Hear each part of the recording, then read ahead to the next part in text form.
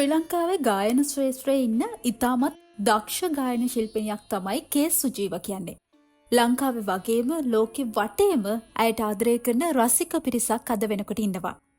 ඒ විතරක් නෙවෙයි අද වෙනකොට කේ සුජීව වගේම ඇයගේ පවුලේ සමාජිකයන් නොදන්න කෙනෙක් නැහැ.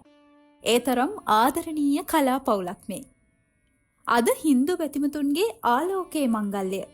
ඒ කියන්නේ දීපවාලී දිනය. මේ දීපවාලී දිනය කේ සුජීවා පවුලේ අය එක්ක ඉතාම සතුටින් සමරපු විදිහ අපිට ඇගේ Facebook account එකකින් බලා ගන්න පුළුවන් වුණා. මේ තියන්නේ කේ සුජීවා ඇයගේ ආදරණීය පවුල සමග දීපවාලී සමරපු හැටි.